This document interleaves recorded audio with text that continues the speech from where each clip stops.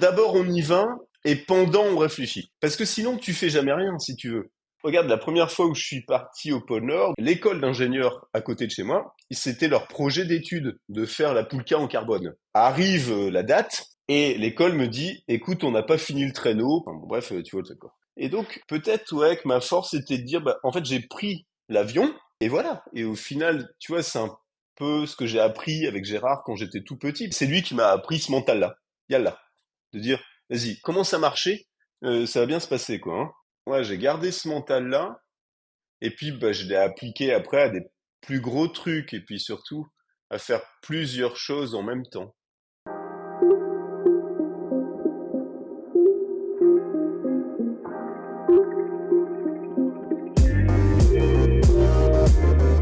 Bonjour et bienvenue dans le premier épisode de la saison 9 de Storylifique, le podcast 100% outdoor, et cela me fait un plaisir énorme de vous retrouver pour cette nouvelle saison aux couleurs bleu, blanc et vert passion. Je suis Anne-B et je te propose de découvrir avec moi des explorateurs, aventuriers, sportifs de haut niveau et autres dévoreurs de vie qui vont te parler de leur parcours inspirant pour réveiller ton envie de vivre tes rêves. Car si eux l'ont fait, toi aussi tu peux le faire. Et simplement en écoutant, tu soutiens déjà la reforestation, car ici on ambitionne de planter des arbres avec tes oreilles. Alors n'hésite pas à partager ce podcast, un grand merci d'avance. Toutes les explications sur ce projet sont sur storylifique.com. Flamboyant. Il n'y a pas d'autre mot pour décrire mon invité du jour. Aventurier tout-terrain qui a tâté un peu de tout, des glaces du pôle Nord au sable du Sahara, en passant par les paysages océaniques, Éric Boitel, conférencier et spécialiste en coaching mental, est un passionné puissance 10. Un feu qui chauffe les motivations et brûle la petitesse sans concession mais sans haine. Bref, ce que je vous propose aujourd'hui, c'est un épisode qui va vous aider à tenir vos bonnes résolutions, si du moins vous vous en donnez la peine. C'est l'épisode parfait pour un début d'année. L'injonction d'Éric tient en une phrase « Devenez vous-même en mieux ». Et c'est tout ce que je vous souhaite pour 2025. Docteur en psychologie de la performance, Éric vous partage ici des techniques et mindsets qu'il utilise au quotidien avec les entrepreneurs de haut vol et les athlètes de haut niveau qu'il coach.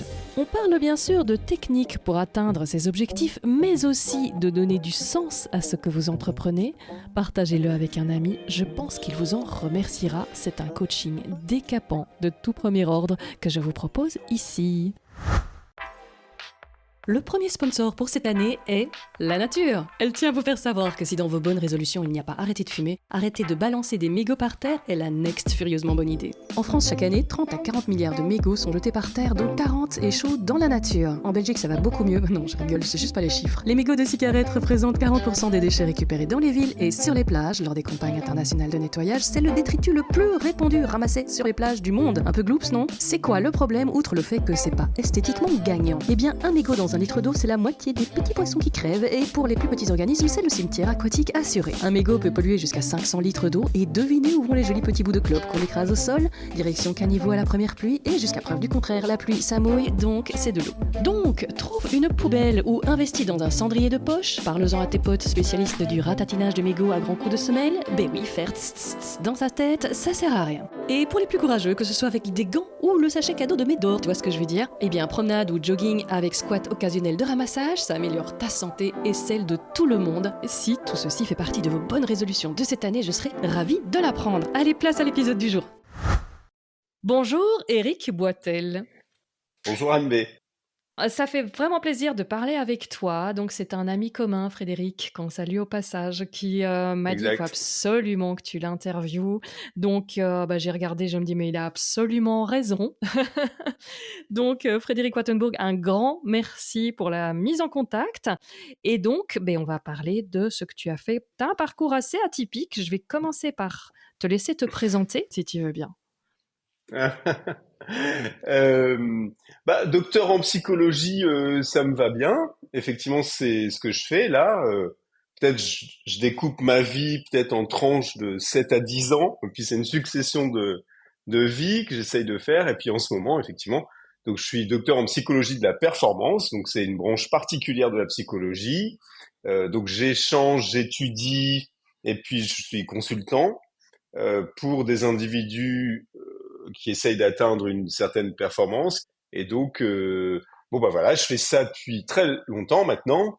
Et puis je suis à fond, je suis passionné, je dirige plusieurs entreprises. Et ces plusieurs entreprises, elles sont autour de ça, autour de ce concept, autour de ces recherches en psychologie de la performance. Certains, c'est des entreprises de formation, d'autres, c'est des entreprises de consulting. Et puis également, j'ai une clientèle avec des top people qui sont des pilotes de course, des chefs étoilés et beaucoup de chefs d'entreprise. Et puis voilà, j'essaye de les conseiller sur différents piliers qui sont la psychologie, le psychosomatique, l'alimentation, la respiration, le sommeil, le mouvement, la physiologie, la communication, parce que je crois que tout ça est holistique. D'ailleurs, une des entreprises où on forme là, les chefs d'entreprise, on est 7 pour y arriver, parce qu'on est des médecins, des ostéos, des personnes pour l'alimentation oxydative, on a des machines aussi, ça se fait pas tout seul, on a des lasers d'électrostimulation, etc., etc. Donc, en ce moment, mon actualité, c'est ça. Et puis voilà, ça c'est cool. Et puis à Mm. côté de ça, j'ai une grosse activité conférence. Donc je fais à peu près 70 conférences par an. Donc les conférences, j'adore parce que c'est un peu risqué, alors qu'en fait, bah non, parce que voilà, ça fait 10 ans que j'en fais. Mais il y a quand même un petit coup adrénaline, surtout pour les plus grosses. Et puis à côté de ça aussi, je fais un spectacle, notamment pour les ados, puis leurs parents. Moi, c'était difficile pour moi, l'école, même si j'ai des grosses facultés intellectuelles. Et puis au final, les professeurs, ils m'aimaient pas tout le temps parce que je reste pas assis, etc., etc. Et puis je trouve que tu as une grosse pression quand t'es ado par rapport à Mm. trouver ta voie. Toi, t'es en train de manger tes miel pops et puis tout le monde te dit, bon, alors tu vas faire quoi comme métier? Tu vois, c'est stressant. Et Ouais. donc voilà, il y a un spectacle qui s'appelle Soyez vous-même en mieux. Et puis j'essaie de donner des tips and tricks. Et puis c'est toujours très scientifique, hein. Nous, on est comme des hommes de science. Avant de faire un doctorat, j'avais fait ingénieur. Je crois beaucoup à la réinterprétation funky, ou en tout cas au fait de communiquer funky pour que ça soit adapté et puis compréhensible par tout le monde. Par contre, la base, elle est quand même très solide. Donc, et puis après, bah, physiquement, j'essaye moi de rester solide. Voilà. J'ai eu un parcours bah, beaucoup moins que tes aventuriers, parce que moi, par exemple, j'ai fait le pôle Nord, mais j'ai raté 2 fois. Et je vois quand même que dans le podcast, il y a des gars qui ont réussi du premier coup, quoi. Euh, euh, donc je pense que je suis le moins bon de la liste, mais bon, voilà, j'ai fait plein d'autres choses dans le domaine intellectuel. Et puis en sport, ouais, j'ai eu un gros niveau dans les arts martiaux. Je continue. Là, j'ai 50 ans. Et puis je continue de m'entraîner quotidiennement.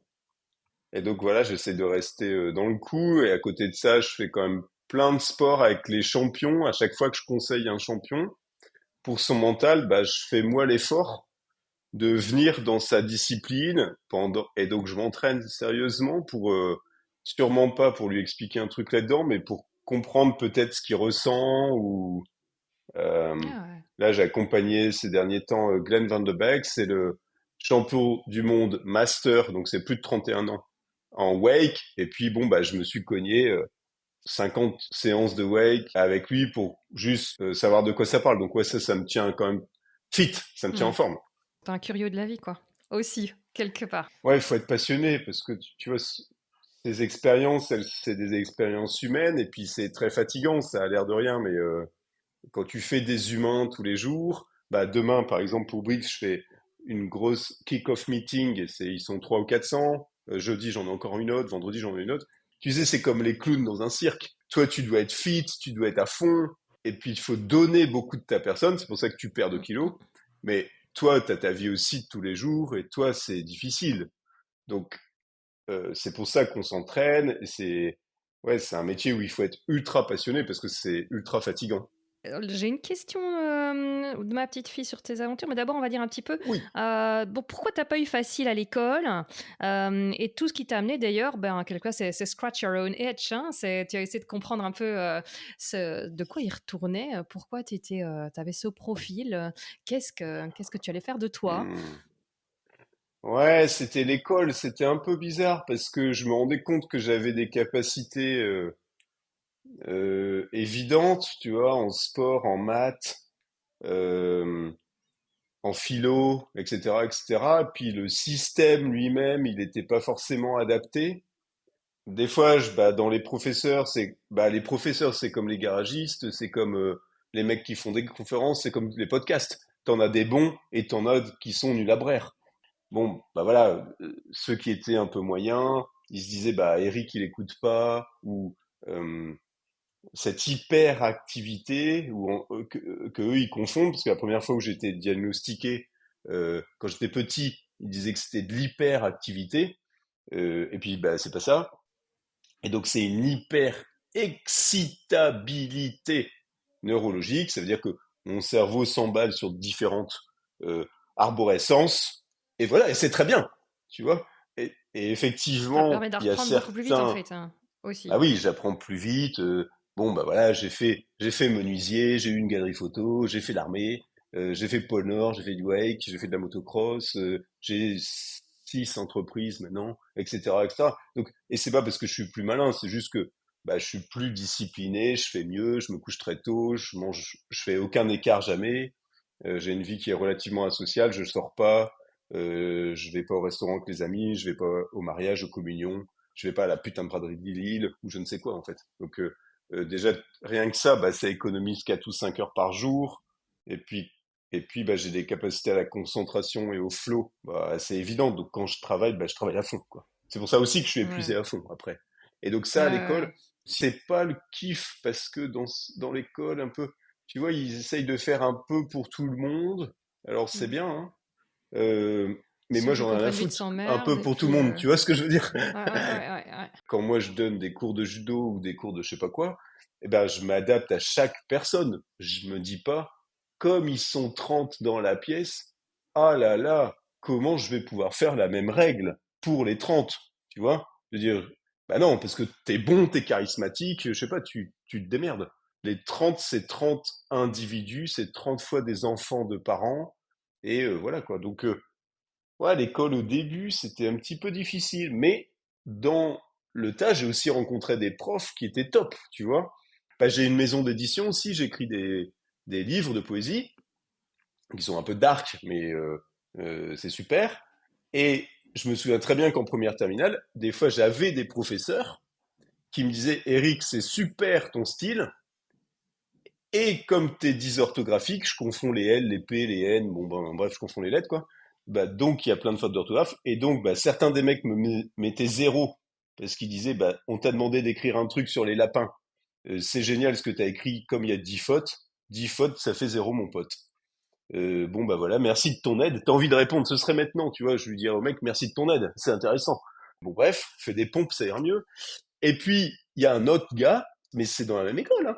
Il y a un autre gars, il dit, c'est vraiment très très bien ce que t'écris, je n'ai jamais vu ça, et file-moi le truc que je te le corrige, parce que l'orthographe, on ne va pas y arriver.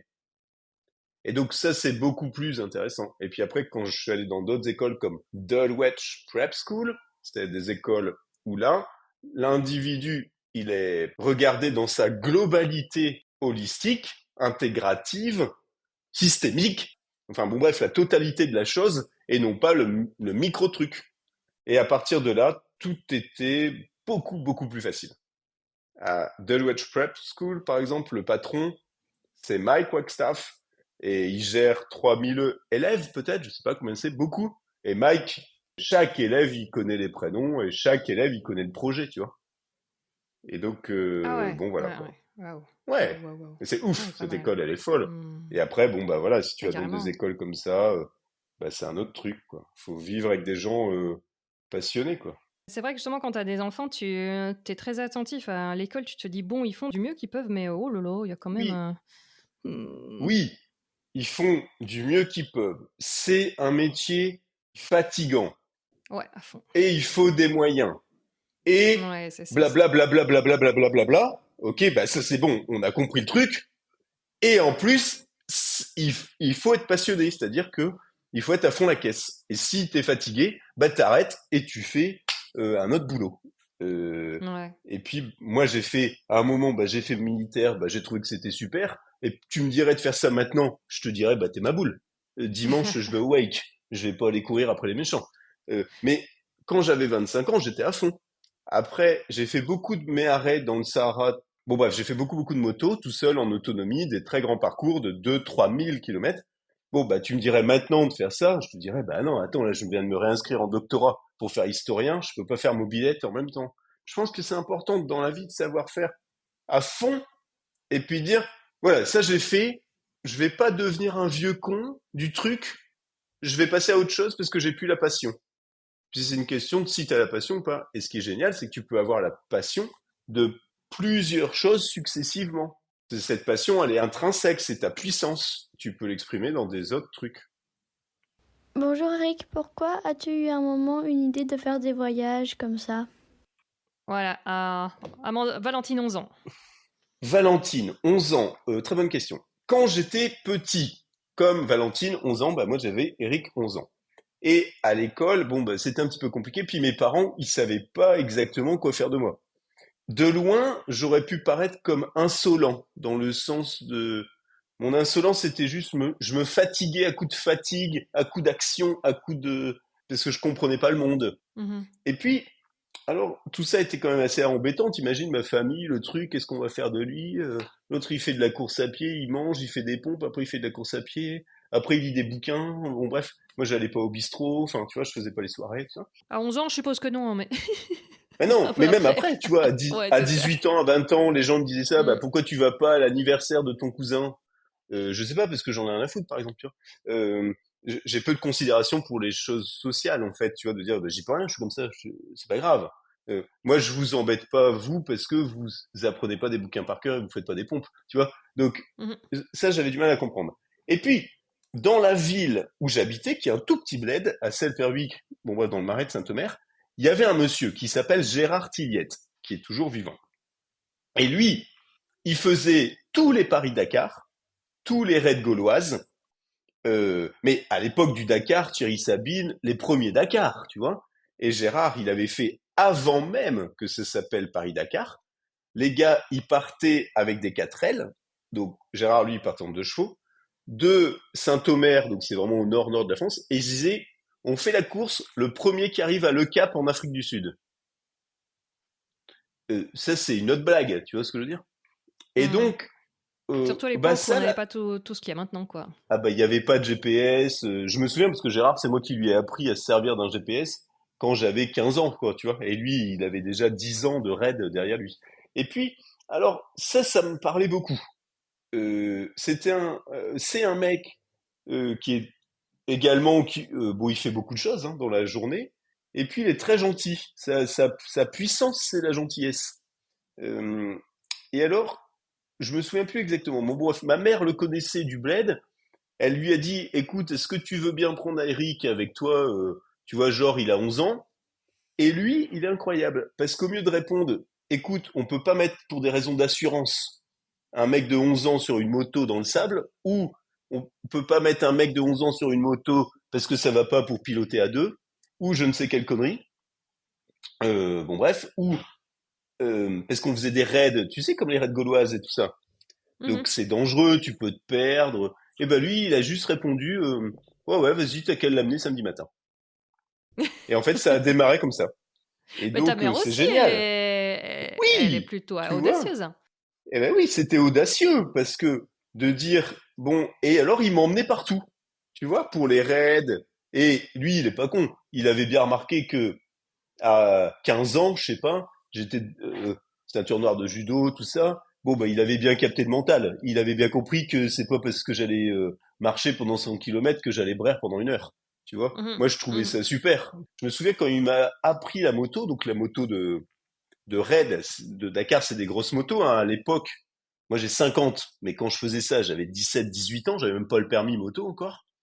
Euh, on faisait des spéciales de 1000 kilomètres. Donc, nos réservoirs, tu vois, c'était plus de 30 litres d'essence. Quand il m'a appris à faire la moto, il m'a amené avec cette grosse moto dans le sable à une plage, sur la plage. Il m'a dit, bon, bah là, tu vois, c'est l'avant. Là, c'est l'arrière. Tu laisses toujours l'avant dans le sens où tu regardes. Et, et c'est une expression que j'ai retenue toute ma vie. Il me dit, tu cherches pas à comprendre, c'est tu gardes un filet de gaz. Et donc après, je lui ai demandé, bah du coup, les vitesses, les freins, tu vois, enfin tous les boutons, tu vois, sur une moto de rallye, t'as plein de boutons, quoi. Et il m'a dit, non, non, mais ça, on s'en fout, ça. En fait, tu regardes devant toi et tu gardes un petit filet de gaz. Je te jure, véridique. Et la première fois que j'ai monté sur une moto de rallye, je pense que mes pieds touchaient pas par terre. Je me suis assis dessus. Lui, il est parti devant. Moi, j'ai suivi. Je suis tombé donc au bout d'un mètre. Ensuite, j'ai relevé la moto. Ça fait 200 kilos. Donc, quand tu la relèves, si tu veux, t'es camé. Et je me suis souvenu de dire sur un petit filet de gaz. Et après, bah, j'ai suivi comme ça. Après, tu vois, j'ai eu une boîte comme ça qui s'appelait Explore où j'emmenais des gens dans le désert, des gens au pôle Nord, etc. Et je me rends compte de la force mentale de Gérard, de dingue. Parce que quand lui, il m'a emmené, et après, on partait faire des trucs de fou, quoi, tu vois. Euh, Lui, il m'emmenait, il regardait tout droit, il me disait, Yallah! Et il fallait juste aller tout droit. Quand tu es dans le désert avec des dunes de 200 mètres, si tu veux, c'est plus facile à dire qu'à faire. Et quand moi, j'ai emmené des clients, ensuite, quand moi, j'ai emmené des clients avec l'entreprise, bah, je faisais pareil. Sauf que moi, je flippais à fond, tu vois.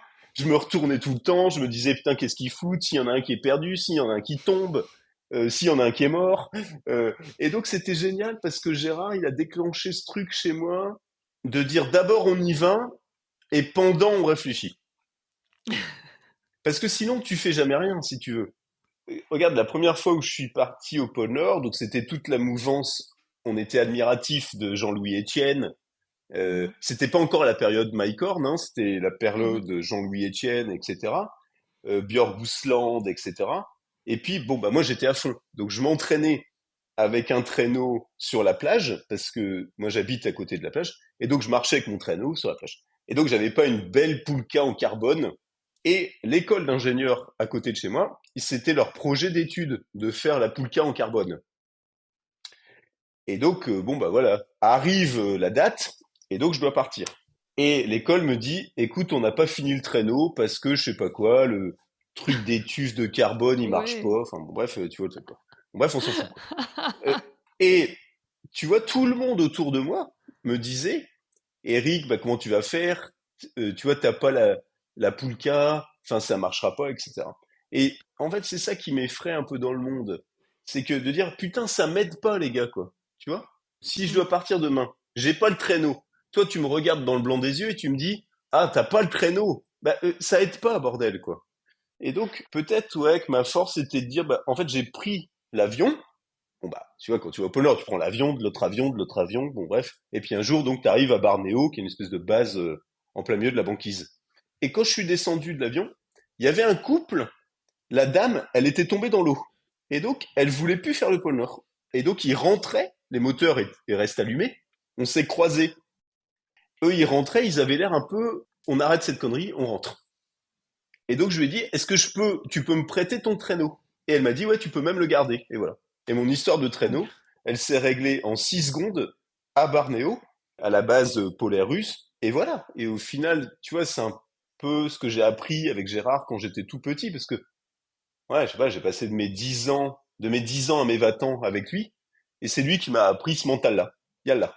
De dire, vas-y, Mhm. commence à marcher, ça va bien se passer, quoi, hein. Et donc, ouais, j'ai gardé ce mental-là. Et puis, bah, je l'ai appliqué après à des plus gros trucs et puis surtout à faire plusieurs choses en même temps. D'accord. Le pôle Nord, tu l'avais fait seul? Alors, le pôle Nord, j'ai fait en équipe 2 fois Mhm. et j'ai réussi avec un collègue, Laurent, mais j'ai jamais fait seul. Donc, on a fait à deux.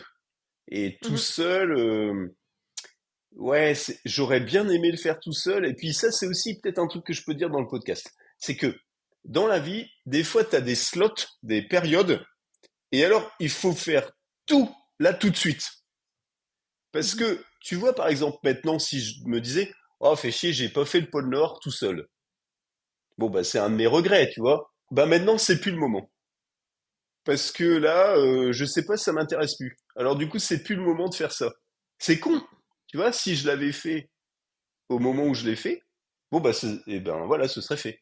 Et donc des fois il y a des périodes dans la vie comme ça, quand tu te mets dans un truc, il faut finir. Comme là, c'est pour ça j'ai fait bon bah la thèse de truc, là je fais une autre, historien, je me dis psychologie, comme ça je vais faire un gros paquet d'un coup, tu vois. Je me dis je vais faire 15 ans de recherche, 15 ans à lire le bouquin, et comme ça, hop, ça c'est fait. Et après, peut-être je passerai à autre chose. Mais quand tu t'y mets, il faut pas t'y mettre 5 minutes. Il faut t'y mettre 10 ans, 15 ans. Et t'es pas enfermé dans ça. C'est-à-dire que 15 ans plus tard, tu peux dire, j'ai fini ça, maintenant je vais faire un autre truc. Et après, c'est reparti. Tu vois? Euh, voilà, quoi. Ok. Et donc, toutes ces expériences en aventure hein, t'ont amené aussi à mettre ça en résonance avec la psychologie. Hein. Donc, t'as amené sur la psychologie de la performance. Et là, je pense que j'ai la Ouais. question de mon autre petite fille, si j'ai bien enregistré. Bonjour Eric, comment tu fais pour les encourager? Je dis, voilà, là, Ah, il c'est forme des chou. gens. Il a ça, elle a 9 ans, Amandine. Ah ouais, bravo. Alors, comment je fais pour les encourager? Donc d'abord, on va impliquer un peu ce que tu fais. Hein. Donc pour la psychologie de la performance, tu en as déjà un petit peu parlé, mais donc tu essaies d'amener. Oui. Tu disais un truc qui m'a vraiment interpellée, c'est dire le mindset entre les 10 premiers mondiaux et le premier mondial, il y a un gap énorme. Ouais, c'est un gap énorme. Ouais. Entre les 1000, les mecs dans les 1000, les mecs dans les 100, les mecs dans les 10 et les mecs dans les 1, les marches, elles sont monumentales. Tu vois, c'est un peu comme le QI. Enfin, j'ai rien de spécial pour le QI ou contre le QI, hein. C'est juste que c'est une méthode ultra basique, donc tout le monde peut comprendre le concept, quoi. Si tu prends le QI, par exemple, la distribution des individus, c'est une distribution gaussienne.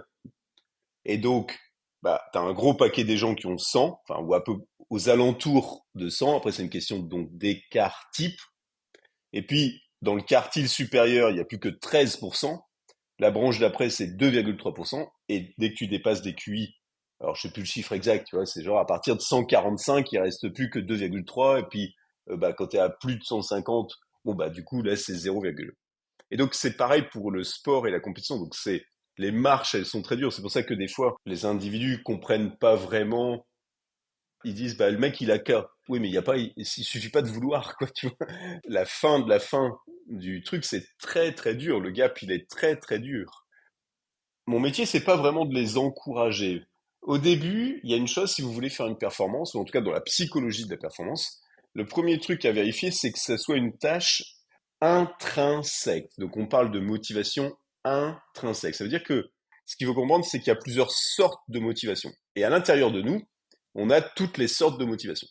Mais ça dépend de la Extrinsèque, c'est pour chose. épater les Voilà. voisins ou pour faire plaisir à papa-maman, quoi. Ça, c'est Par extrinsèque, c'est exemple. cool. Et puis dans extrinsèque, tu as aussi Mm. celles qui sont de régulation externe, punition, récompense. Donc Mm. tu vois, si c'est pour faire plaisir à maman, on dirait que ça pourrait être introjecté. Ta mère, elle t'a dit de faire comme ça, donc tu le fais, ça lui fait plaisir. Bon, bref, donc ça pourrait être introjecté.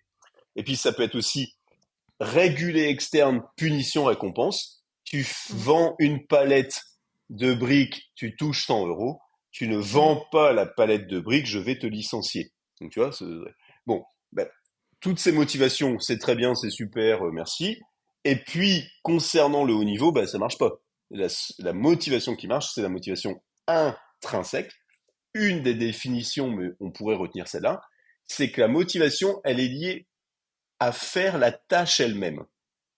Et si tu veux devenir très fort dans un domaine, à peu près, le chiffre est discutable selon les études, mais vous pouvez retenir ça, il faut 10 000 répétitions. Donc pour devenir, tu vois, dans le quart supérieur là, de la courbe de Gauss dont je parle, il faut que tu aies fait 10 000 répétitions ou 2h45 pendant 520 semaines, ce qui fait à peu près 10 ans. Et attention, c'est 2h45 par jour, il faut que ce soit du travail focus.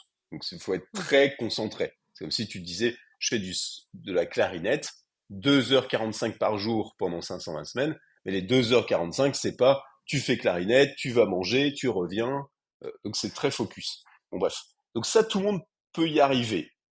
Et ce qui va faire que tu n'y arrives pas, c'est ta motivation. Parce que si t'es normal, bon, on t'explique la clarinette, t'as pas besoin d'être doué, t'as qu'à juste faire de la clarinette. Pendant 2h45 par jour, pendant 520 semaines, t'es pas con, tu vas y arriver. Ce qui va s'arrêter avant, c'est ta motivation. Où tu vas te dire, j'ai plus envie de faire ça, je le fais pour ma mère et pas pour moi, etc. C'est pour ça que quand on fait quelque chose, il faut vraiment vérifier que la tâche elle-même justifie l'œuvre elle-même.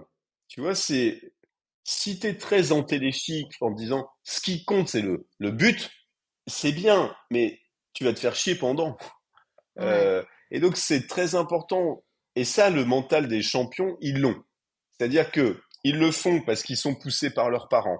Ils le font parce qu'ils sont dans des bonnes conditions situationnelles ou environnementales, etc., etc. Donc, forcément, c'est une quadrature du cercle. Ils ont des qualités psychologiques, ils ont des qualités physiques, ils ont des ressources financières ou spirituelles. Enfin, bon, bref, la quadrature du cercle que nous on étudie pour la performance, elle dépasse de très loin le mental. C'est le mental, le physique, la technique, la tactique, les capacités, les ressources, les habiletés. Bon bref, tout ça. Mhm. Et ça démarre par une chose, c'est que faire la tâche elle-même, l'individu, il doit kiffer de dingue. Tu vois, quand j'accompagne des fois des enfants, bah là, j'accompagne l'équipe belge de Wake. Tu sais, Wake, tiré par un câble, et ils font des sauts comme ça. Et ben, les petits que je vois, ce que je regarde, c'est pas s'ils sautent ou s'ils sautent pas haut, parce que moi, en plus, je m'en fous et j'ai pas les capacités pour comprendre technique. Ce que je regarde, c'est si il y retourne et il y retourne et il y retourne en se marrant, ou si il hésite à y retourner, il regarde son père lui dit vas-y et il y retourne. C'est pas la même. Et on en reparle dans 10 ans, parce que dans 10 ans, tu peux être sûr que le deuxième mec, jamais de sa life, il est champion du monde. Mhm. Parce que lui, c'est pas tout seul. Alors que là, il y en a un en ce moment, là, je suis un tout petit. Lui, il y a un moment, tu es obligé de lui dire, on ferme. Tu sais? T'es obligé de dire, là, il fait noir, tout ça, c'est terminé, tes lèvres, elles sont toutes bleues, on s'arrête. Et lui, il te Ça me fait regarde d'un penser à air ma de dire, première qu'on sait pas sortir de l'eau non plus, quoi. voilà, Non, tu non, vois, non, c'est non, j'y ça, retourne, la j'y retourne. motivation Tu trembles, t'es intrinsèque. bleu. Tu sors de là, s'il te plaît. Bah voilà. Et donc ça, c'est le meilleur de la vie. Et puis, ça peut aussi quand t'es adulte. C'est-à-dire que, moi, c'est pour ça que je passe du temps avec les ados, les enfants et tout, parce que cette caractéristique, elle me parle, elle me plaît. Et puis, c'est facile pour moi d'en discuter parce que c'est mon quotidien depuis tellement longtemps. Et aussi, si t'es pas champion du monde, tu peux détecter dans ta vie quelque chose qui est intrinsèque. Et au mieux de le faire 5 minutes par jour, bordel, t'as qu'à le faire 2h30 par jour, tu verras, ta vie, elle est mieux. Ouais, clair. Tu vois, des fois, les gens, ils se disent, ah, ils viennent me voir, ils me disent, ah oui, mais comment je peux faire? Qu'est-ce que ce serait mieux de faire du ping-pong ou des maths? Mais de dire, bah, j'en sais rien. Ne m'écrivez pas pour dire ça. Ce qui est sûr, c'est que si tu fais des maths et que tu kiffes, eh ben là, maintenant, il faut que tu en fasses plus. Et ça, c'est une question de discipline. Et donc, les champions, ils font bien la différence de dire, leur intrinsèque, il est intrinsèque. Il le fait pas pour sa mère ou pour je sais pas quoi. Il le fait parce que la tâche elle-même, ça le kiffe. C'est autotélique, autotélos. Ça fabrique soi-même le sens de ce qu'il fait. Parce que sans déconner, quand moi je regarde le wake, si tu veux, je trouve que ça n'a aucun sens. Tu tournes pour le mec, lui, ça a du sens. Donc ça, c'est autotélique. Ça, c'est très bien. À côté de ça, par exemple, il y a des capacités au contrôle de soi. Donc, il y a des gens qui savent mieux se contrôler, et des gens qui savent moins bien se contrôler. Bon, bah, dans la psychologie de la performance, tu sais, souvent dans les magazines, on dit euh, savoir lâcher prise, là. Tu vois, t'as déjà lu ça? Savoir lâcher prise. Oh Lâcher oui. prise, lâcher prise. Bon, bah, pour la performance, c'est bullshit total. C'est-à-dire, si tu fais... bah, moi, les jeunes, là, ils rigolent parce qu'ils m'apprennent en ce moment à faire 360 en l'air avec le wake. Tu vois, bah, ça n'a pas de rapport avec lâcher prise, hein. Ça a un rapport qu'il faut t'envoyer le kick, faire le tour, l'impulsion, la jambe de droite, passer le truc derrière, le récupérer, enfin, c'est tout un bordel. Bon, bah, c'est lié au contrôle, c'est pas lié au relâchement. C'est pour ça que nous, on appelle ça le contrôle-relâchement. C'est ta capacité à être relâché pendant que tu exerces du contrôle. Et c'est pas du tout le même bullshit. Non, Donc, non, non, c'est ça, ça. c'est Je veux une dire, si autre c'est le mental qui te dit, bon, il caractéristique faut que je fasse ça, il faut que je fasse ça, il faut que je fasse ça, non, c'est peut-être lâcher le mental dans ce lâcher de prise, dire lâche le mental. Par ouais. contre, là, bah, je sais pas, pour faire le saut, là, tu vois, ce Mhm. truc, bah, moi, j'ai dû le faire, je sais pas, peut-être 10 ou 15 fois avant de réussir. Bon, bah, les 15 fois, il faut sauter, tu kicks, tu tournes, tu retombes dans l'eau, tu bois un litre d'eau, tu nages, tu vas sur le ponton. La différence, c'est que moi, par exemple, quand j'arrive, déjà, ça me fait rire quand j'arrive dans l'eau, et je nage. Quand j'arrive sur le ponton, après, il faut revenir au départ. Moi, je cours, tu vois, parce que je me dis, ouh, oui, je vais le refaire. Tu vois? Mmh. Si, Ouais, et ouais. ça, c'est une question de discipline. Soit tu t'es habitué à dire, maintenant, aujourd'hui, je fais ce truc. S'il faut le faire 15 fois ou 150 fois, ça change rien pour moi. Tu vois? Euh, Ouais, ouais, ouais.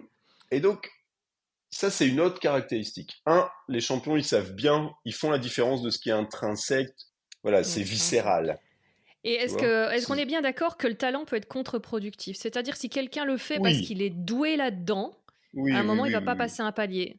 Oui, Tu... complètement. Ouais, ouais, Ça, ouais. c'est Le hyper intéressant. Je talent, sais pas si tu peux expliquer un tout petit peu. ouais, personne n'a de talent, en fait, tu vois ce que je veux dire? Et franchement, je fais un paquet, hein. Je pense que dans mon métier, je pense que je suis le gars qui facture le plus en Europe. Donc, je fais vraiment beaucoup, j'en vois beaucoup, je fais une grosse quantité. Notre équipe, elle est balèze. Le talent là-dedans, on s'en fout complètement. Je veux dire, il y a un mec qui a du talent, bon bah tant mieux, c'est super. Mais si tu viens me voir en disant, Eric, est-ce que tu peux suivre notre entreprise, notre PDG ou notre joueur de ping-pong? Moi, je te pose pas la question de s'il a du talent ou pas, et j'en fous, quoi. Le talent, en fait, je reprends cette phrase. Je pense que la meilleure définition que j'ai entendue, C'est celle de Brel, la c'est celle de meilleure. Brel, où tu Mm, vois, où il dit, le talent, c'est d'avoir envie de faire le truc. C'est ça le talent. mm, Personne n'a du talent, tu vois, de dire, mm. moi, tous les gens que je côtoie, bon bah, 95% de mon travail, c'est des chefs d'entreprise. Mais des gars qui envoient le pâté, hein, tu vois, c'est des entreprises de coach, entre guillemets. Des mecs qui font, il y en a, ils font 1 milliard de chiffre d'affaires. Je sais même pas ce que c'est, moi, 1 milliard, tu vois. Eh ben, ils ont aucun talent, hein. Par contre, ils sont intrinsèques, c'est-à-dire qu'ils kiffent ce qu'ils font, et ils ont une discipline de ma boule mentale. Exactement comme Federer, tu vois. Et de dire ça va ou ça va pas, ça change rien. Mais le talent, j'avais entendu des coachs dire, un coach est quelqu'un qui a qui a un natural, hein, qui est un natural born, qui a vraiment du talent de Bien. base. À un moment, ils arrivent à un palier et quand ils butent contre ce Oui, palier, ils ont tellement pas l'habitude qu'ils le oui, gèrent hyper mal. Donc parfois, oui, être doué, faut pas être frustré par ceux à ouais, qui ça vient tout naturellement parce complètement. que c'est pas nécessairement Ouais. ceux-là qui vont aller plus loin, quoi. Donc effectivement, ça arrive sur Terre, tu croises un mec une fois, un jour, il fait partie des 0,0001 milliardième de mecs, lui il est doué, voilà. Bon bah ça arrive. Enfin si tu veux, pour nous scientifiques, on s'en fout. On va pas Mm. tirer des préceptes. Dans les maths, faut que ce soit solide. Bon bah un mec, on s'en fout. Donc maintenant, si on regarde les autres mecs, quand moi par exemple, je rencontre des gars qui ont eu du talent et ils m'appellent pour que moi je les suive, tu vois, pour leur mental. Ceux qui ont eu du talent facile, tu vois, qui l'ont eu parce qu'au début, ils étaient talentueux, etc., je peux dire que quand ils rencontrent notre équipe, les mecs, ils braient leur mère. Parce que d'un seul coup, avec moi, que tu sois champion ou pas, si tu veux, j'en ai rien à foutre. Toute ma vie, j'ai passé avec des champions. Et donc, moi, je fais l'entraînement mental pour les mecs.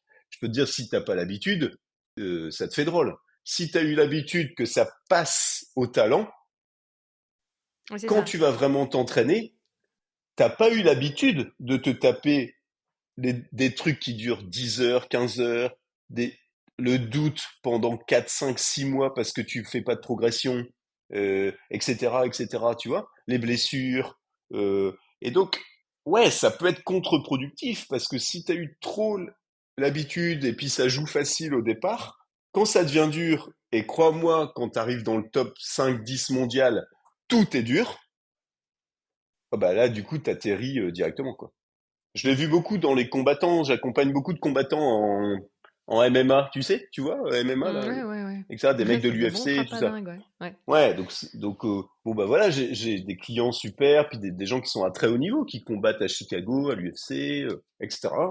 Et et puis d'autres mecs que je suis là qui rentrent au PFL, tout ça comme Romain Debienne, etc. Putain, c'est dur quoi, parce que à l'école, lui, bah c'était patate de forain. Donc si tu veux, bah les bagarres de ta rue, il les a gagnées. Et puis après, tu vas au club de judo, bah c'est pareil, il fait ça, bah les gars ils tombent par terre. Et puis quand tu arrives à Chicago au PFL, c'est tous les meilleurs combattants de la terre entière. Et puis il y en a plus que 10. Et puis tu crois que ça va se passer comme quand c'était en national. Ben non, la Mm. marche elle est hyper haute d'un coup.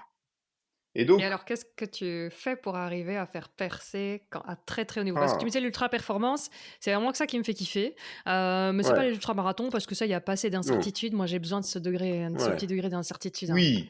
Alors Donc, effectivement, je viens des raids outdoor, nature, parce que tonton Gérard, le Dakar, le raid gauloise, etc., etc. Déjà, ça m'avait un peu perdu en route quand il y a eu l'arrivée des GPS, des balises de tracking, etc., tu vois? Parce que, Moins drôle. euh, bah, moins drôle et puis moins de capacité. Enfin, c'est ouf, quoi. Tu vois, moi, j'ai un bateau qui fait 18 tonnes, 40 pieds, etc. Et alors, il a pas de GPS et j'ai pas de pilote automatique et tout. Bon, bah, quand je dois faire le point, c'est ouf, tu vois, faire le point Mhm. astral. Mathématiquement, je Mhm. t'explique le truc, c'est con comme la pluie. Tu te dis, bon, ben, voilà. Quand tu le fais, t'es beaucoup moins sûr que t'as réussi à le faire, tu vois. Moi, je suis pas un marin, Mhm. mais quand je fais le point, ma première idée dans ma tête, c'est quand même de dire, bon, je regarde sur ma montre, elle fait GPS, je saurais, quoi. Bon, bah, je m'oblige à pas le faire. Et donc, toute cette incertitude, elle change tout au mental. Et c'est pour ça que j'ai fait de moins en moins dans ma carrière des sportifs, et j'en fais encore, mais je fais encore des sports où tu vois, par exemple, j'ai beaucoup de clients en mountain bike, tu vois, downhill. Mhm. Eh ben, Mhm. il suffit pas de vouloir, tu vois, c'est pas comme un marathon ou un trail. Il y a beaucoup plus d'incertitudes, la mécanique, etc. C'est pour ça que j'ai fait plutôt maintenant des chefs d'entreprise, parce que les chefs d'entreprise, alors, l'incertitude, elle est énorme. Tu sais pas les règles, elles changent tout le temps. Par exemple, un nouveau pays va voter une nouvelle loi, et eux, de ce fait, ils ont le droit de faire un truc que toi, t'as pas le droit de faire dans ton pays. Bon, bah, les Mhm. règles, elles changent. Bon, bah, ça arrive jamais aux Jeux Olympiques. Aux Jeux Olympiques, tu fais la compète contre le Canada, c'est la même règle. Ils vont pas te dire. Mhm. Donc, c'est beaucoup plus complexe. Ensuite, tu vois, tu gères des humains. C'est vachement plus dur que de te gérer toi. Moi, si Mhm. tu me dis, Eric, il faut courir 100 km, bon, bah, je vais y arriver. Je vais peut-être mettre 10 fois le temps de François. Den. Ouais, merci. Bon, je vais y arriver, tu vois, de dire, je sais rien, je finirai sur les mains si ça va pas. Enfin, je m'en fous, je me pose même pas la question d'ailleurs. Alors que si tu te dis, je dois monter une entreprise qui doit faire 100 millions d'euros et je vais embaucher des mecs et s'il y a Covid et machin et tout, c'est un autre délire, quoi. C'est pour ça que, ouais, j'aime bien les problématiques psychologiques qui sont liées à des équipes et à de l'incertitude, etc. Ça me passionne, tu vois, par exemple, la moto GP500 ou Mhm. la Formule 1 parce que tout est complexe, tu vois. Ouais. C'est pas que toi. Je sais pas, profond respect par exemple pour Lewis Hamilton. C'est un mec extraordinaire et ça suffit pas, voilà. Alors si en plus t'es le meilleur du monde, puis alors là, tu vois, quand on parlait tout à l'heure de, il en reste plus que deux, il en reste plus qu'un. Bon bah là, on est en plein Mhm. dedans. Arrivé là, si tu veux, il en reste plus que deux ou trois, quoi. Et ça Mhm. suffit pas. Il faut en Mhm. plus que tu t'occupes d'avoir une bonne relation avec l'équipe. Il faut que tu trouves les meilleurs sponsors, etc., etc. Et donc, ouais, voilà, maintenant je fais plutôt ça. Et puis je fais aussi des sports où il y a moins d'argent, euh, parce que souvent les équipes ou les mecs, ils peuvent pas payer des mecs comme moi, tu sais. Mhm. Alors, par exemple, pour le wake, bah, je suis content d'aider les deux, trois gars là qui sont en Coupe du Monde, parce que c'est un sport super, et puis ils ont pas la monnaie pour embaucher Mhm. toute une infrastructure comme nous, quoi.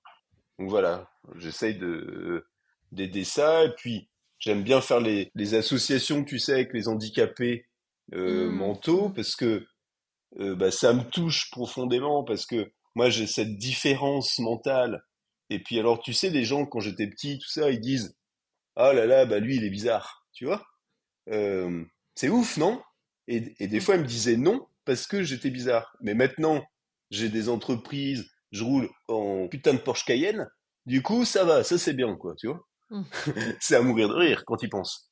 Ouais, ouais, Euh, ouais, carrément. donc maintenant, tu vois, je peux me permettre de me comporter comme je me comporte normalement, c'est-à-dire avec une relative désinvolture, qui n'en est pas une.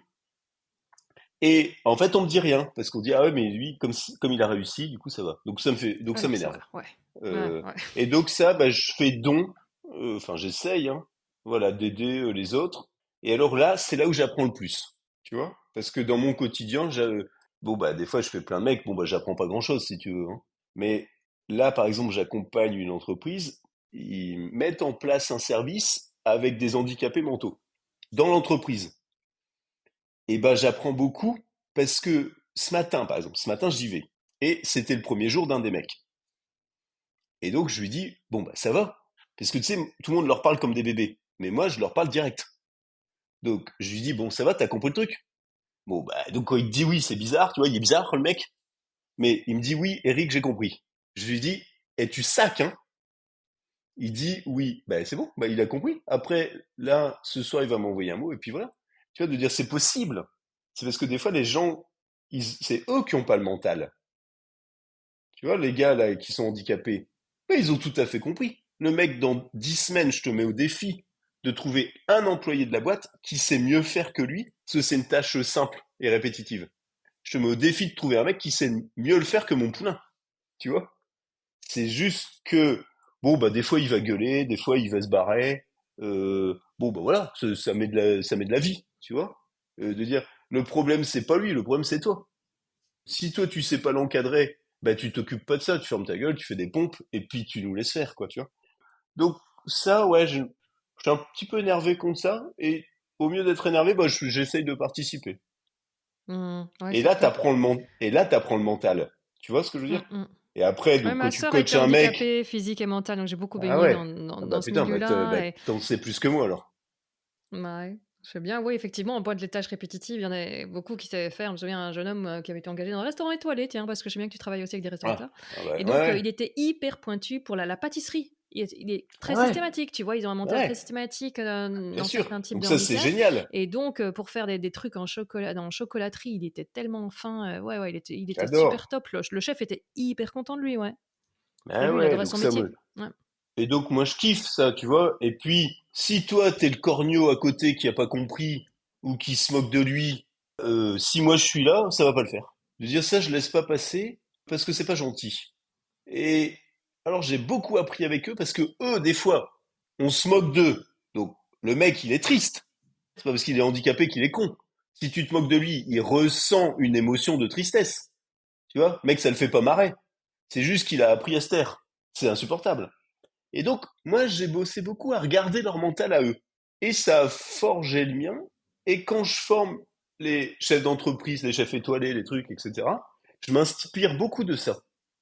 Tu vois, Ah de ouais? dire, Qu'est-ce qui t'a inspiré? Ça m'intéresse. ben, il faut essayer quand tu fais la chose d'être très mindfulness, donc cette position mindfulness qui est la position au présent, sans jugement sur toi et les autres.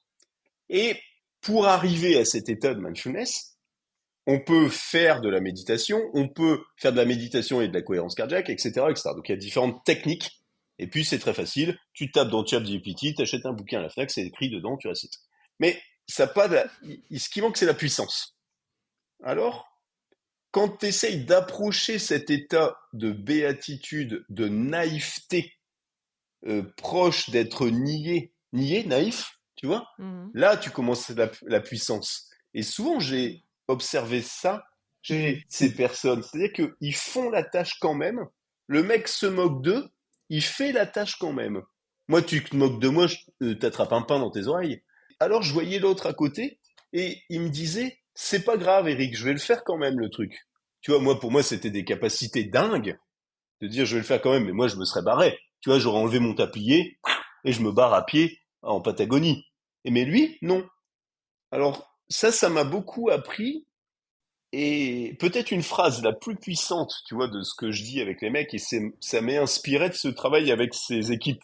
Je salue par exemple l'association là les moutons à cinq pattes qui est une association géniale. Ils aident les autistes, enfin ils aident pas quoi. Ils aident les entreprises à recevoir des autistes chez eux, tu vois, ou enfin des neuroatypiques. Maintenant il faut plus Mhm. dire autistes, hein, parce que sinon bon bref. Alors neuroatypiques et ils les aident et c'est top. Bon, bah quand j'ai passé du temps avec eux, j'aimerais bien en passer plus. Tu vois les gars, ils ont une puissance incroyable. Et je pense que tout le monde a cette puissance incroyable. C'est juste qu'il y en a qui ont été formés par leur famille, ils ont baigné dans des sociétés qui te le démontrent ou qui peut te la mener. Si, je sais pas, ton père était président du club de triathlon de Pimpin-les-Oies, et ben du coup t'en as fait petit, et on t'a appris à avoir confiance en toi, estime de toi, discipline, alimentation, sommeil, voilà, puis donc c'est plus facile. Mais d'autres, c'est pas arrivé. Et c'est pas grave. Parce que cette puissance, tu l'as en toi, il faut juste te bouger le cul, quoi, en fait. Hein. Et c'est marrant parce qu'aujourd'hui, j'étais dans un super hôtel. Et il y a une dame, elle faisait l'aspirateur. Elle vient me voir, elle me reconnaît, elle me dit, ah bah c'est vous, j'ai vu le spectacle, ça, mais j'ai pas pu y aller, etc. Et donc je lui dis, bah asseyez-vous, je vais vous le faire maintenant. Tu vois? Mais elle était gênée. Tu vois, parce que si son patron, il voit, elle avait peur de se faire engueuler. Donc, je lui dis, bon, asseyez-vous là, je vais vous faire 1 minute du spectacle, mais après, j'ai visio et tout, donc j'ai pas le temps. Je vous fais 1 minute. Bon, bref, ça l'a fait beaucoup rire. Et ensuite, elle m'a un peu raconté sa vie, et elle a pleuré beaucoup. Elle me dit, ah, bah, moi, je suis immigré, machin, c'est dur, tu te rends compte, mon père est ingénieur, je me retrouve à aspirer le bordel, etc. Donc, tu vois, je me suis retrouvé moi-même dans un truc où je regardais ma montre, je me dis, putain, j'avais dit 1 minute, pour maintenant, c'est parti pour 20. Et puis, cette dame, au final, elle est repartie. Elle m'a dit 1000 fois merci, alors qu'en fait, je lui ai rien dit. Je lui ai juste dit, en fait, t'es puissante. Ton père, il a traversé la guerre, il est venu machin, le truc et tout. Toi, ta famille, c'est puissante, t'es puissante à l'intérieur de toi. Tu dois incarner ça. Tu peux pas plier tes oreilles comme ça. Bon, voilà, je leur dis ça. Alors, je sais pas si ça répond à la question de ta fille, comment je fais pour les encourager, mais je les encourage pas, quoi. J'essaye moi, d'être possédé par le Dahu, tu vois. Et après, je leur fais un câlin, et après, normalement, ça marche. Mais je les encourage pas parce que le truc technique et la discipline, tout ça, je suis intraitable. Donc au final, sur ça, je les encourage pas parce que j'en ai rien à foutre. De dire, bah pour la boxe, le poids, je suis intraitable. Les exercices on a fait une appli, tu sais, il y a 102 petits chapitres. Le chapitre sur la méditation, le chapitre sur la cohérence cardiaque, le chapitre... Bon, ben ça, par exemple, je suis intraitable. De dire, si t'as pas une bonne note au QCM, on démarre rien du tout, je sais pas, je m'en fous, je te parle pas, etc. Donc, je les encourage pas, mais j'essaye de les aimer très fort. Et c'est pour ça Le que c'est très câlin, ça lui fatigant. plaira. Et tu Oui, le parles pour avec câlin, tes... c'est important. Ouais, ouais, ouais, mais c'est marrant parce que tout à l'heure, je sais pas, j'avais cette image du câlin qui est venue en tête, je sais pas. On a dû survoler dans le mental parce que, mais, tu sais, avec les personnes Oui, handicapées, il y a beaucoup de câlins en fait. Et moi, j'ai oui, l'habitude. Et moi, oui. je prends facilement les gens dans les bras et parfois, tu vois, oh là, Hmm. ils se sentent un peu envahis, tandis que dans un contexte de Mais personnes moi handicapées, aussi. mais on est Oui. presque en train de sautiller en disant c'est trop génial que tu existes, on est trop bien, hein, quoi, de se rencontrer. Et puis, ils font plein de câlins, c'est tellement bon. Oui, de dire détends-toi mec, ça va aller quoi. Ouais. Fais pas le gros dur quoi. Souvent je dis ça aux mecs qui sont moyens. Je dis détends-toi mec, en fait ça va bien se passer, arrête de faire le gros dur quoi. Soit t'es venu pour apprendre et donc bah tu fermes ta gueule, t'apprends. Soit tu nous expliques la messe et auquel cas bah tu fais ailleurs, tu vois. De la gentillesse pour toi, c'est un mot qui revient Oui, souvent aussi, hein. mais c'est le plus important. Les mecs qui sont forts, c'est les mecs qui sont gentils. Le reste, c'est de la faiblesse ou de la lâcheté, de la tromperie, de la duperie, de l'incertitude, du biais de complaisance ou j'en sais rien. Enfin bon, c'est de la bêtise. Tu vois, Brel dit ça aussi. Il dit pas, c'est de la bêtise, lui il dit, c'est de la graisse autour du cœur. De dire, si t'es fort, t'es gentil. Après, t'es pas forcément disponible. Tu vois, faut faire la différence. Si t'es fort, t'es gentil parce que t'es humaniste et ce que tu fais sert le monde. Parce que sinon, on s'en branle, ça ne sert à rien, c'est con comme la pluie. Tu vois, si tu regardes par exemple un match de tennis, tu vois, à très haut niveau, bon bah c'est con comme la pluie. Tu vois, de dire ça ne sert à rien pour le monde, pour les individus. La moitié du monde crève de faim, les autres ils sont en train de se tuer avec des bombes, ils se les envoient à qui mieux mieux. Bon bah toi tu joues au tennis au mieux, bah donc ça ne sert à rien. Ce qui sert c'est ta gentillesse, ce que tu représentes, comment tu vas nous inspirer, rayonner à côté de toi. Alors ça, je pense que c'est très important. Puis je connais pas de gens qui sont très très bons. C'est pour ça que je te parle des très très bons qui sont méchants. C'est juste, par contre, des fois, ils sont pas disponibles. Bon, bah, quand moi je fais des entreprises, il y en a, ils sont des très très grosses entreprises de France, tu vois, en milliards. Bon, eh ben, là, je fais un gars, il est très gentil. Sinon, je le ferais pas. Par contre, il est pas du tout disponible, voilà. Donc tu peux pas l'appeler dans la rue, tu peux pas lui téléphoner, tu peux pas lui écrire un mail parce que bon bah j'en sais rien. Mec, il gère 10 000 personnes et le bordel, je sais pas combien ça doit faire 10 milliards. Bon bah c'est sûr qu'il a pas le temps, il va pas te répondre au téléphone pendant 1 heure quoi. Mais il est très gentil. C'est-à-dire que s'il voit un truc qui lui déplaît, il se lève et il va aller aider. Et donc ça c'est important. Puis ta puissance, elle est là parce que euh, des fois c'est dur, hein, à l'entraînement, parce que là on parle de l'aspect psychologique, tu vois, mais on parle pas de l'aspect physique, etc. Et pour moi, l'aspect physique, c'est rien.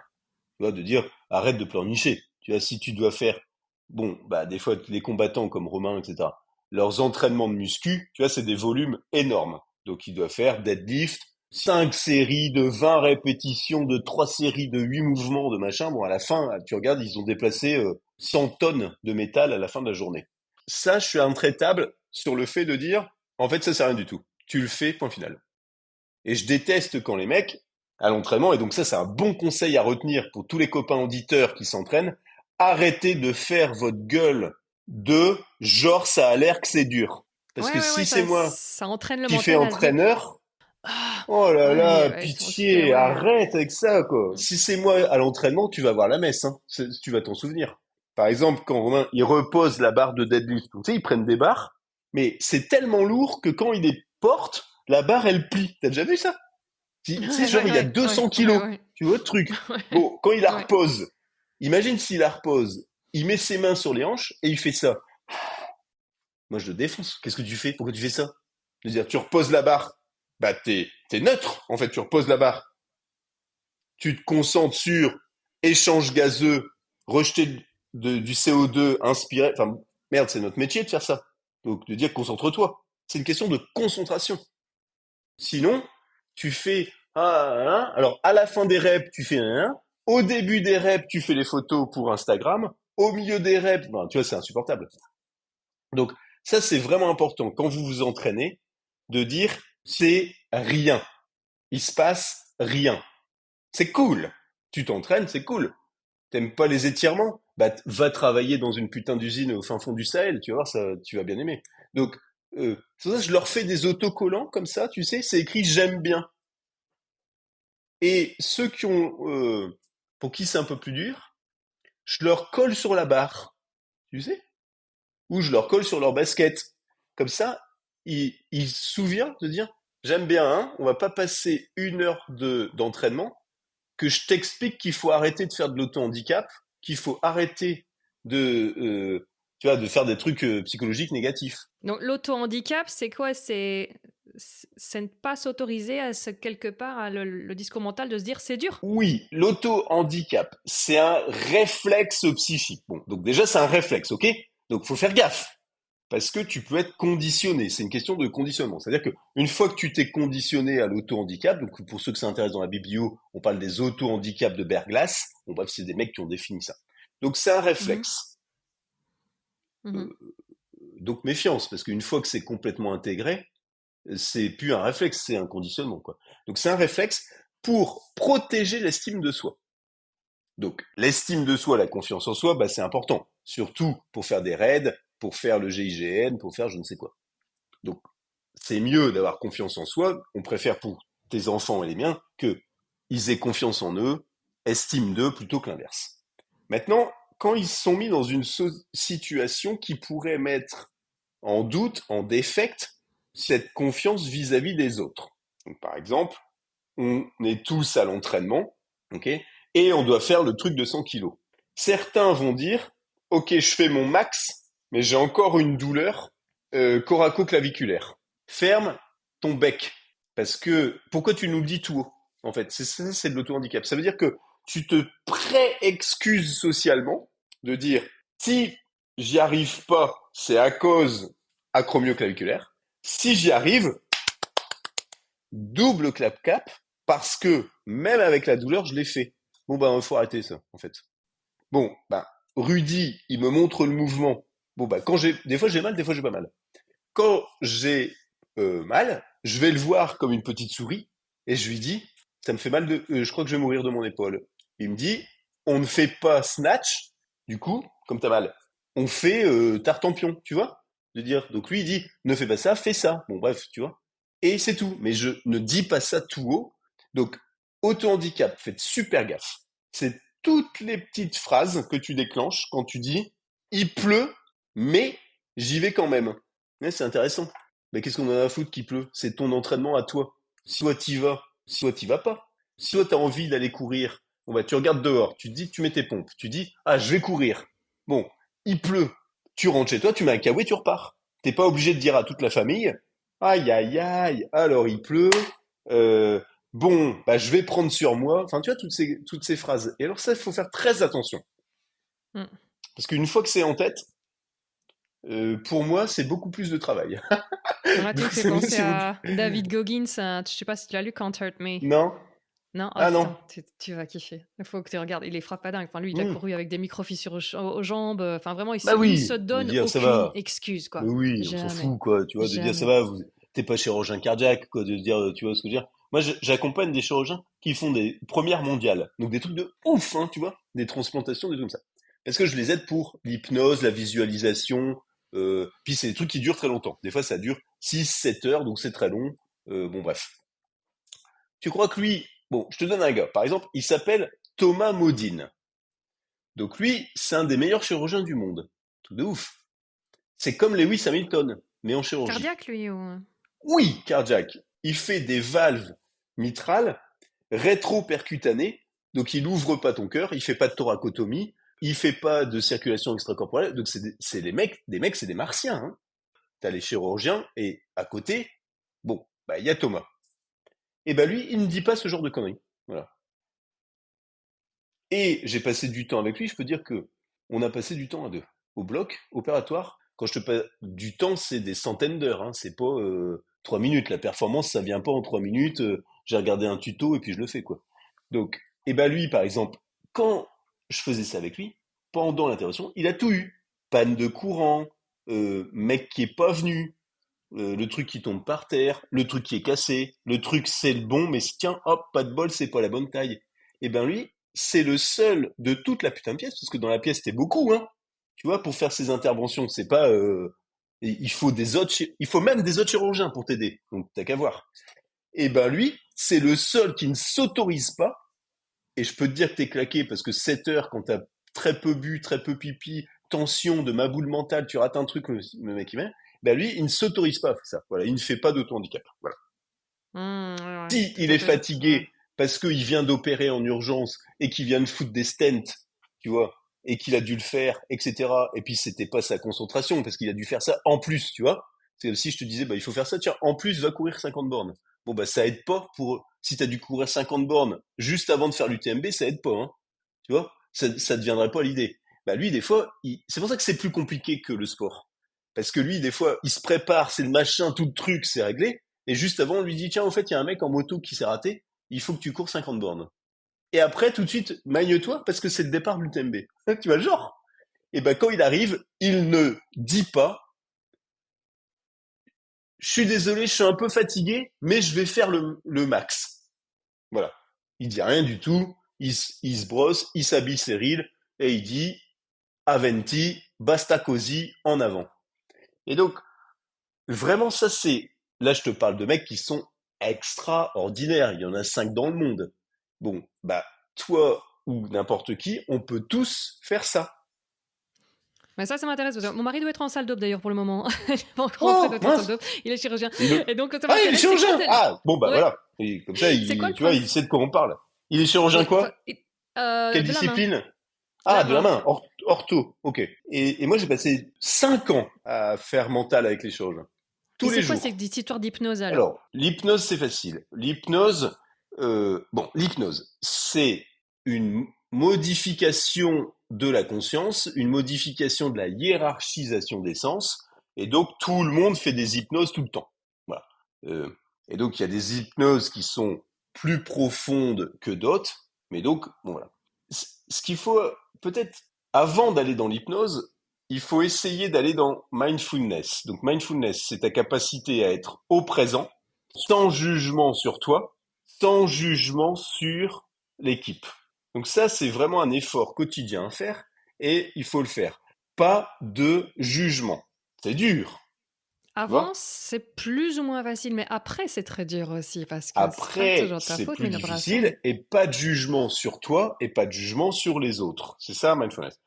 T'opères, tu fais du mieux que tu veux. Des fois, t'as la bonne instrumentiste, tu dis, bah, elle, je l'aime bien, elle connaît bien, enfin, tu vois, tu dis, bah, elle, c'est une remplaçante, elle a pas l'habitude que moi, je suis gaucher, donc des fois, elle me file les ciseaux pour droitier, bah donc putain, bah donc ça coupe pas, hein, tu vois, et quand tu les retournes à l'envers, ça marche pas, hein, il fallait des ciseaux de gaucher, quoi. Bon, et bah t'es pas obligé d'en penser quelque chose, tu vois. Mhm. Oh, ça doit On être te donne compliqué le ça quand même. ciseau. Ah ouais, c'est du travail de ma boule. On te donne le ciseau. Tu vois que c'est pas le bon. T'es pas obligé de répondre. Vous êtes con, c'est pas possible. Je vous l'ai déjà dit. Tu vois, c'est-à-dire, ça ne sert à rien de faire ta gueule. Il vaut mieux que tu dises ciseaux pour gaucher. Ça va. De ce côté-là, mon mari, il est bon. Après, tu vois si tu vas encore. Ouais. Et donc ça, S'énerve pas c'est vite. les mecs qui sont bons. Ils ont cette capacité dans l'action à pas surenchérir le problème et ils ont cette capacité à être dans le non-jugement. C'est pas pour ça que c'est des lapins de 6 semaines. C'est pas pour ça que 1 heure après, on va pas s'expliquer. Mais donc dans l'action, il y a ça. Ensuite, le next step, c'est la visualisation. Donc la visualisation, c'est ta capacité à imaginer une scène qui n'est pas encore arrivée, avec toi à l'intérieur de la scène, faisant exactement ce qu'il faut faire. Et ça, c'est très important, parce que si vous n'êtes pas capable d'imaginer quelque chose, vous ne serez pas capable de le faire. C'est vraiment, on n'est pas très performant. Dans les trucs qu'on n'arrive pas à concevoir, on n'est pas très performant. Donc c'est pour ça qu'il faut répéter beaucoup, beaucoup, beaucoup, et il faut visualiser beaucoup. Tu vois, là, pour les chirurgiens, par exemple, nous, on faisait beaucoup d'images 3D, beaucoup pour voir l'image de ce qui va se passer. Et donc, comme personne ne l'a jamais fait, forcément, vu que c'est la première mondiale, bah donc, on modélisait en 3D, et la valve mitrale qui s'ouvre, et le machin, et le truc, et tout ça. Comme ça, tu peux le voir. Donc, ça, c'est de l'imagerie. Maintenant, il faut aller plus loin que ça. Il faut que tu sois capable de t'imaginer, toi, tes comportements, tes mouvements, etc. Tu vois, comme les skieurs avant le départ, là. Bon, bah, t'as pas besoin d'être skieur en Coupe du Monde pour faire de la visualisation. Tu peux faire toi aussi quand tu déposes tes enfants à l'école, quand tu fais ça, etc. Moi, par exemple, quand je déposais Donatien à l'école, à l'époque, j'avais un gros camion 4x4, tu sais, avec les grosses roues, là. Bon, eh ben, forcément, c'est la merde pour le garer. Donc, quand tu arrives à l'école, les enfants qui traversent devant ton camion, ils sont beaucoup, beaucoup, beaucoup plus petits que les roues et le pare-choc. Donc, t'es quand même dans un niveau de stress parce que déjà, ce camion, bah, c'est pas fait pour. Et en plus, il y avait des enfants. Et donc, moi, j'étais vite stressé. Si Donatien, il oubliait son cartable, etc., du coup, je lui gueulais dessus, tu vois. Je lui disais, oh putain, c'est pas possible. Je vais pas en plus retourner à la maison et revenir. Bon, bah, ça, c'est de la crotte. Donc, une fois que ça t'arrive, le lendemain, avant de démarrer, donc tu démarres pas le bazar, tu visualises ton comportement en disant je vais faire ça, il se passe rien, si tu conduis doucement, t'es pas con, t'as traversé la moitié du désert avec, tu vas réussir à conduire 100 mètres, et puis bah, tu le fais et tu visualises que tu vas avoir un bon comportement. Mhm. Et ensuite, eh ben, ça marche. C'est-à-dire que si tu l'as fabriqué dans ta tête, quand la scène va arriver, eh ben, tu vas faire ce comportement. Mais la visualisation, il faut visualiser ton comportement. Souvent, les gens n'y arrivent pas, et donc encore moins en hypnose, parce que ils visualisent le truc, tu vois. Si tu visualises le camion, bah, ça sert à rien. Si tu dois visualiser, c'est ton comportement, toi, en train de faire la chose. Et c'est un effort, et c'est un petit peu plus difficile. Et puis, concernant l'hypnose, donc c'est un stade encore après, euh, par exemple, vous pouvez lire le livre de Philippe Pancalé, qui est chirurgien également. Philippe, il travaille avec moi dans mon entreprise, des fois. Il vient donner des cours d'hypnose. Euh, donc, Philippe, il a écrit, c'est un des premiers à avoir fait des interventions sous hypnose, tu sais, parce qu'il y a des enfants, ils peuvent pas être, J'adore, je suis tu vois. passionnée par Et ça. ben Ouais. alors, il faut que tu lises ça, Philippe Ah Pancalé. ouais, Donc, avec il est plaisir. neurochirurgien, donc c'est pas Toto l'asticot qui nous raconte la messe sur l'hypnose au bout de la rue, quoi, tu vois. Bon, bah alors pour Philippe, lui, il opère des individus qu'il met en hypnose, et surtout, il te dit que si toi tu te mets en hypnose et que tu travailles ton comportement, etc., tu n'auras peut-être pas besoin d'être opéré. C'est ça qui est fou. Parce qu'il s'est rendu compte. Donc lui, donc il est neurochirurgien. Et donc beaucoup de gens viennent le voir pour des algodystrophies, des trucs, ou des douleurs qui sont pas explicables, de dire j'ai mal au dos, c'est la merde, ça fait 10 ans que ça dure. au final, tu te rends compte que le gars, il est super inflammatoire, etc., etc. Bon, alors lui, il t'explique l'hypnose, donc faut acheter son livre, c'est facile, c'est bien expliqué. Et cette capacité, cette puissance que tu as à corriger ton inconscient, à intervenir sur toi, ça c'est dingue. Donc là, bon, je passerai pas de temps avec vous là pendant l'émission pour dire quels sont les stades de l'hypnose, c'est-à-dire bon bah l'entrée en hypnose, la phase de travail, la sortie, la pose des fusibles et tout, c'est un peu technique, mais bon, t'es pas con, t'achètes le bouquin, un bouquin plutôt bien écrit, par exemple celui de Philippe, tu le lis, bah tu vas comprendre. Et ensuite, avant de faire ça, il faut comprendre que toi, tu peux être le patron de toi. Bon bah ça c'est facile à comprendre, mais tu peux inférer, influencer aussi sur ton inconscient. Ça, c'est fou. Tu peux influencer sur ton inconscient.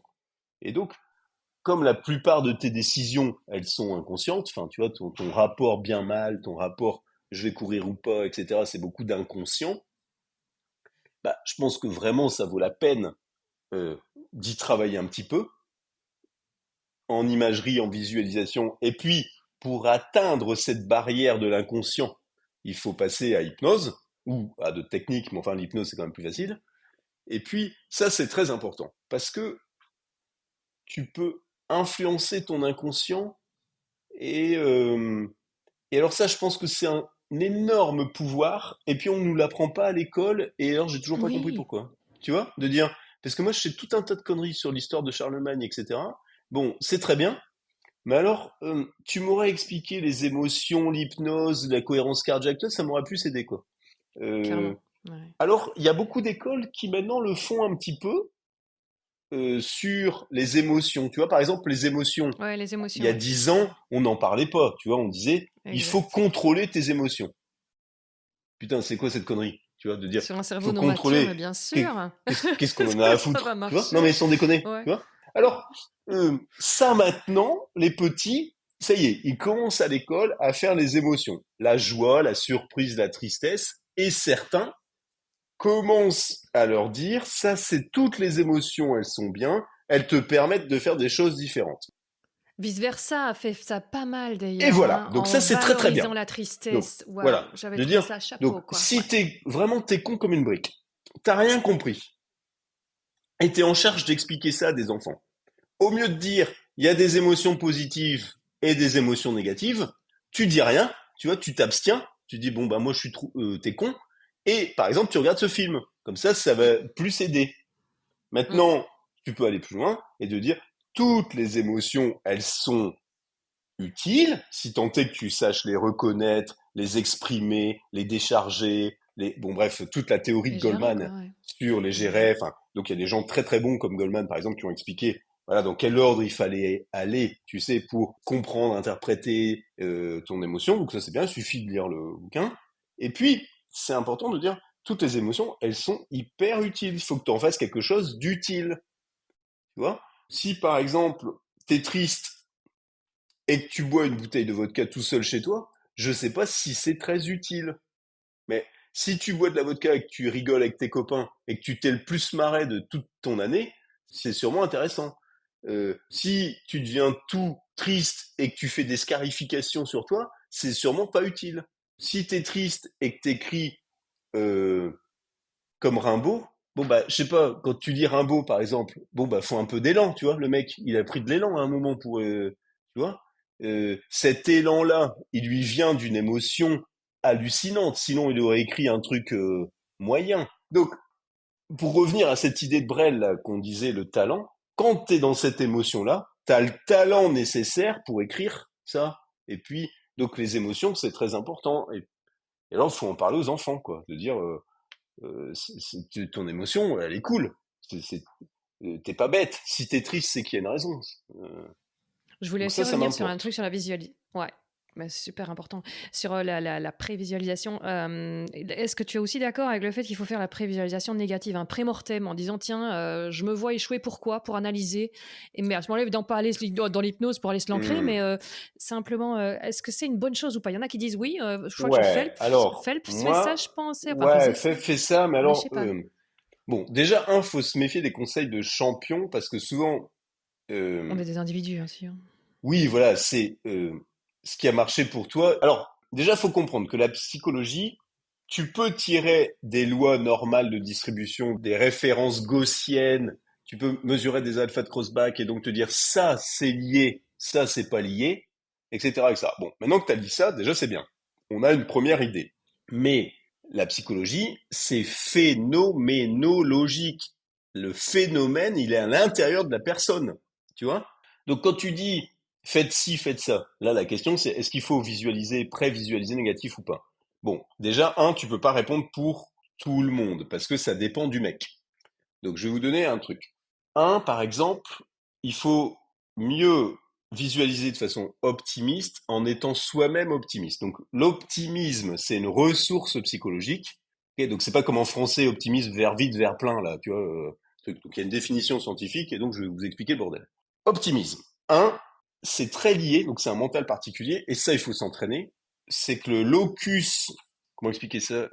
La causalité interne. Donc tu dis au champion, tu dis à ton enfant, tu vas chercher le pain, ok? Tu te fais pas écraser. Ça dépend de qui. Le mec, Mm. s'il te répond, ça dépend des bagnoles, eh ben, donc c'est qu'il est pas optimiste. Donc, si vous faites vos phrases comme ça, vous Ça pouvez, dépend si tu croises le camion de ouais, tu Eric vois, si tu au creuses le McDo dans la rue et donc, euh, et qu'il est un donc, peu énervé ce jour-là. ouais, donc, euh, donc il faut entraîner la parole, notamment, donc on appelle ça le déterminisme linguistique, dans une orientation optimiste, dans une orientation de causalité interne. D'accord? Donc, moi, par exemple, je sais pas, quand Donatien il allait tout petit faire les courses, je lui disais, Loulou, tu traverses et ça dépend de toi. Tu traverses quand il n'y a pas de voiture, tu traverses quand toi, tu as décidé de traverser. Je veux pas que tu traverses, je veux que tu décides de traverser ou tu décides de ne pas traverser. Tu vois, en insistant sur le mot, c'est toi qui décides. Tu vois, moi, par exemple, quand il était tout petit, eh ben, je le tenais par la main quand même. Je le mettais devant un truc et je lui disais, qu'est-ce que tu décides? Tu vois, l'autre, il lit son Spirou en mangeant son petit pain, il te regarde en disant qu'est-ce que je décide de quoi? Et donc, il faut quand même que tu lui redises, bah, des voitures, tu vois, de traverser.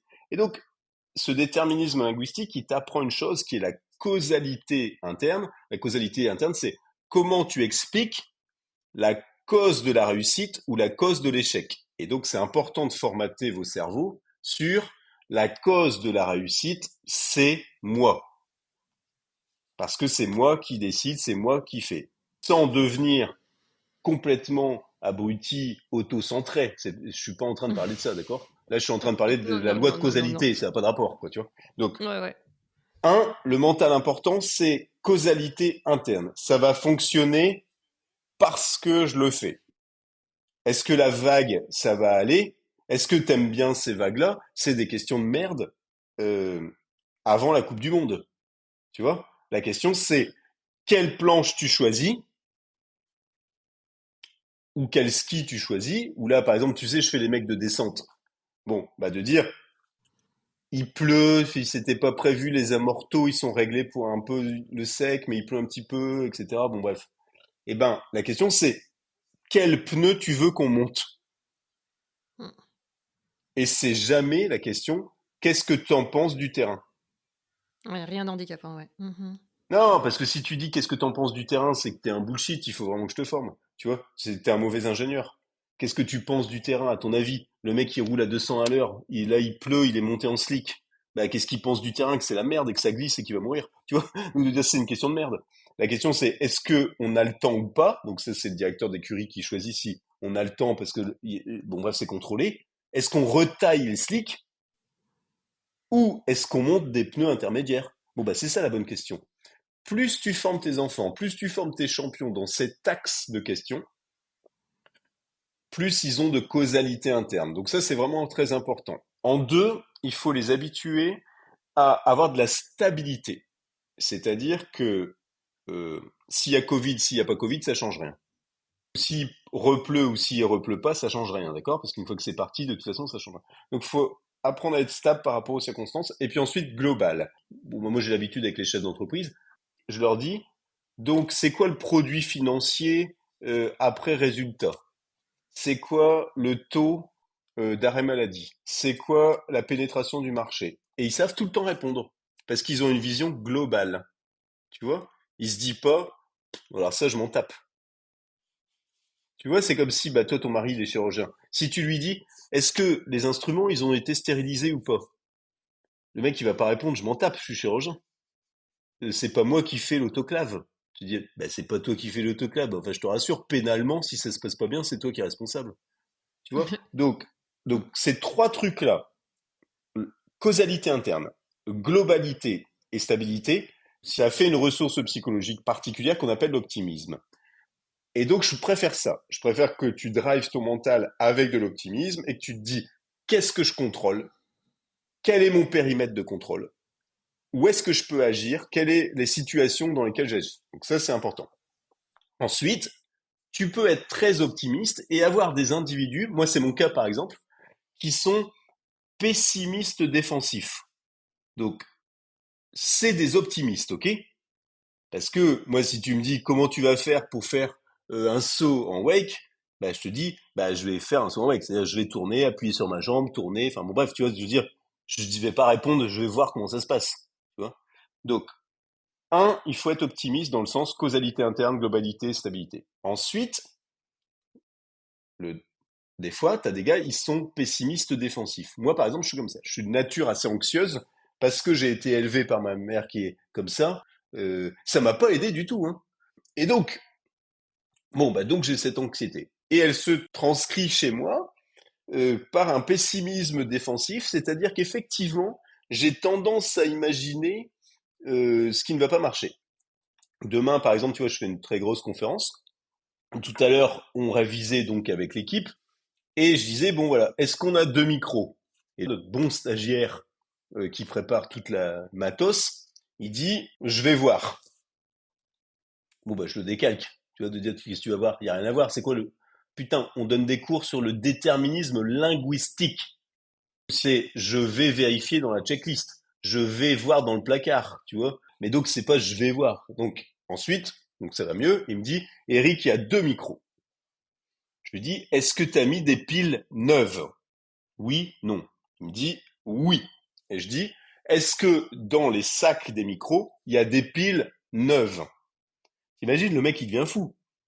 Et ça prouve que moi, je suis pessimiste défensif. C'est-à-dire que j'imagine, écoute bien l'histoire, j'imagine que parfois les piles neuves du micro pourraient être d'un mauvais numéro de série qui seraient des piles qui vont pas. Tu vois le truc? Bon, moi je suis comme ça. Et l'autre personne qui parle demain avec moi, elle est pas du tout comme ça. Eh ben, elle s'en fout, par exemple, des piles, ça va la stresser plus qu'autre chose que t'en parles. Et moi, si on n'en parle pas, ça me stresse. Et donc, est-ce qu'il faut prévisualiser négatif ou pas? Oui, c'est une bonne chose d'avoir prévu dans ta checklist, etc., tout ce qui pourrait ne pas bien se passer. Ça, je pense que c'est le rôle du tacticien. Donc, dans les équipes, il y a des tacticiens ou des logisticiens ou des mecs qui organisent. C'est son rôle. Est-ce qu'il faut le communiquer à l'athlète? Est-ce que l'athlète doit se préparer comme ça et tout? Oui, un petit peu, de 5% à 100% en fonction de si c'est un optimiste ou si c'est un pessimiste défensif. Et il faut quand même, pour répondre à ta question, il faut quand même en mettre un petit peu parce que, attention, il y a un truc que nous on n'aime pas, ça s'appelle Dark Side Effect of Positive Effect. C'est, il faut pas être trop optimiste, oui, oui, oui. Tu sais, moi j'appelle ça les bénis oui, oui. Le mec, il dit oui, oui, non, mais c'est bon, je vérifie pas les pneus, je vérifie pas le baquet, je vérifie pas la sangle, parce qu'on l'a déjà vérifié 20 fois, et il faut savoir faire confiance aux gens et déléguer, etc. Bon, bah ça va pas non plus. Tu vois? Donc, il faut quand même garder, même si t'es le mec le plus optimiste de la Terre, il faut garder 5% de checking, parce que l'erreur est humaine, et à la fin, c'est quand même toi qui es chirurgien, c'est toi qui es pilote de course, à la fin, c'est quand même toi, hein. Donc, il faut t'habituer, même si c'est sommaire. Et pour ceux qui sont très anxieux, qui sont pessimistes défensifs, etc., leur construction de la réussite, elle passe, un, par le fait que eux sont acteurs, et deux, qu'effectivement, ils ont tout prévu. Donc, faut pondérer ça. Et le plus important là-dedans, c'est que l'individu doit comprendre que c'est lui la cause de la réussite. C'est un enregistrement assez long et donc comme je veux vraiment que ce qui est dit percole dans tes petites cellules grises sans les noyer d'infos, je l'ai divisé en 2 parties et tu auras la suite la semaine prochaine dans l'épisode 103 où l'on parlera avec Eric de comment on construit son mental, comment on dépasse un gros échec, mais on parlera aussi de plaisir, de gentillesse, de donner du sens à sa vie et du vrai succès, celui qui impacte utilement positivement les autres. Sinon, franchement, à quoi ça sert ? Dans les notes de l'épisode, tu retrouveras toutes les informations sur l'invité, également un lien vers la page web de l'épisode sur storylific.com où tu retrouveras en plus des photos, des vidéos, des citations et autres liens mentionnés pendant notre discussion. Comme toujours, je termine en te demandant de faire un petit geste tout simple qui fait un monde de différence pour le projet.